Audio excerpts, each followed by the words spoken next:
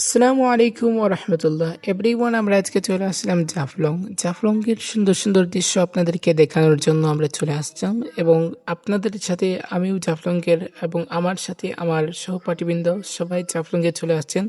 অনেক সুন্দর একটা দৃশ্য এভরিওয়ান দেখার মতো। এ দেখেন জাফলংয়ের দোকানগুলো আছে পাশে, অনেক শত শত পর্যটক জাফলংয়ে চলে আসেন জাফলংয়ের সৌন্দর্য উপভোগ করার জন্য।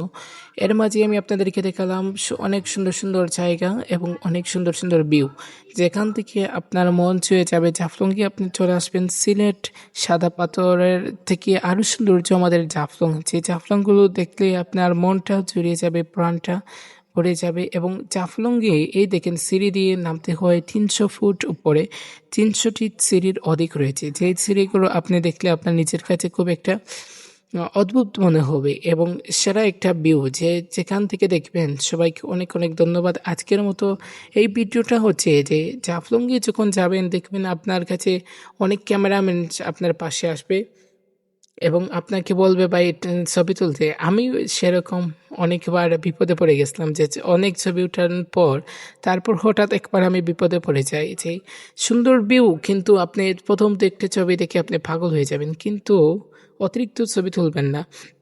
এবং খুব সুন্দর সুন্দর জায়গা, আপনার নিজের চোখে নিজে নিজে যদি আইফোন নিয়ে যেতে পারেন তাহলে খুব ভালো হয়।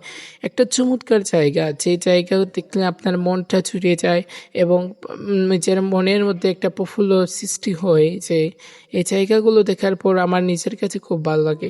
এবং যারা পর্যটক আছেন তারা, যারা অনেক দূরে দূরে জায়গা থেকে আসেন, যেমন সিলেট থেকে তো আমাদের কাছের সিলেট, কিন্তু যারা আসেন ঢাকা থেকে, চট্টগ্রাম থেকে, অনেক দূরে দূরে